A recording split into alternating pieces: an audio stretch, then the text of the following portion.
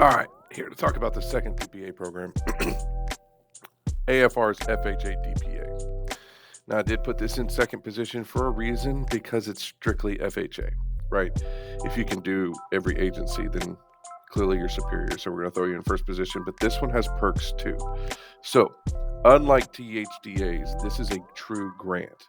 You are not making a single payment towards this DPA.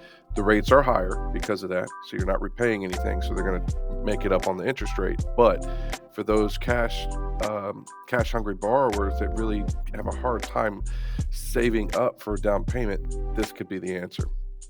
So you do have two options. You got a 2 and a 3.5%. Most people take the 3.5% because that's what's needed for FHA. No second lien, just like I said on THDA. So HELOCs can happen sooner. When you have a first and a second through THDA, there's no room for a HELOC. So you either have to pay off the THDPA or you have to refinance the whole product to be able to get that second position back so you can do a HELOC. So with that said, if you want to access those funds sooner and you don't have to worry about paying off a down payment to get there, this is the answer. So your clients can have access to those HELOCs basically day one. Can be used with renovation loans. So if you're doing a 203K with down payment assistance, I mean, it's a slam dunk right there. That's a first-time homebuyer program for a renovation loan. That's really what your HGTV families are looking for, right? We want to do a renovation. We want a fixer-upper. We want a deal, but we also want to save on the down payment, right? We want to put all of our money into fixing that property up. Here you go. Can be manually underwritten. So THDA will also manually underwrite, but only to the max of 43% DTI. This still goes to the true FHA 40-50 DTI scenario, so you can have full access to agency approvals. Minimum credit score is a 620, where THDA is a 640, right? So that's a huge benefit. No first-time homebuyer requirement. I'm going to flip here in a second to their website and show you that. 1 to 4 unit homes are okay. So your multifamilies, let's knock those out. And AUS approval DTI. So everybody knows THDA stops at 45% DTI. They don't go any higher. There's no exceptions to that. Within this program, you can go all the way up to whatever you can get approved through AUS for FHA, and that will still work as long as it's an AUS approval and not a manual underwrite. So we're going to flip over and kind of show you what that looks like real quick. And here is the AFR website. So when you start submitting loans to lenders, you're going to get the logins to come and look at these materials on your own. And I recommend that you do that. I know you're busy as realtors. I understand that you got a lot going on. But if you take the time to come here and look at these programs, you can figure out ways to help them integrate into your clients' needs.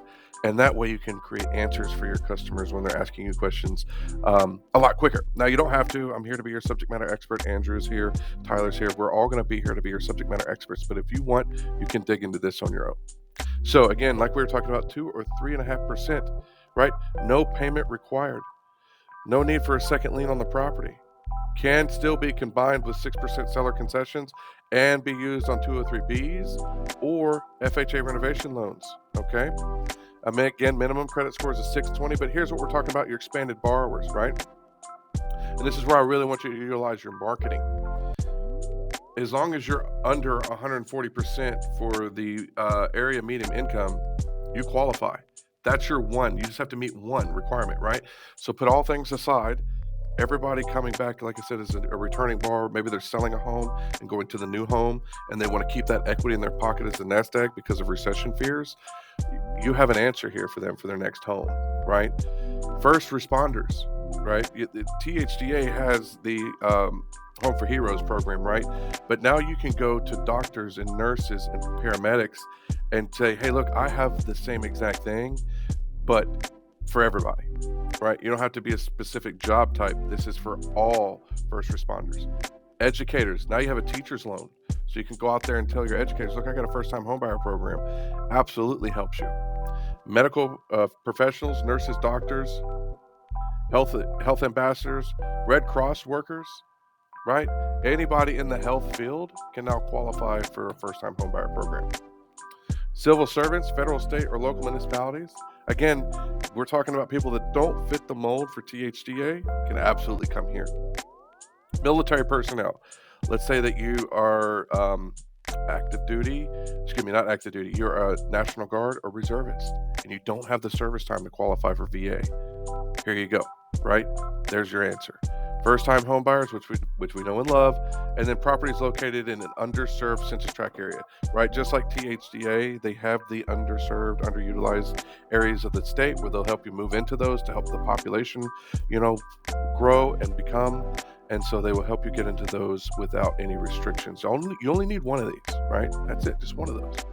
1 to 4 multifamily, good. Manufactured homes, awesome. HUD-approved condos, awesome, right? So this program is available to you. Use it at your convenience. 3.5% down. The rate will be reflective of that being a true grant, okay? So they do not have to repay it, and the rates are slightly higher here. But as long as you prepare your client for that and let them know that they do not have to repay it like they do with THDA. Also, let's say that they get into the loan 6 months later, 8 months later, 10 months later, rates drop. Streamline, right? We can streamline refinance these into new loans. Hope this helps, guys. See you at the next class.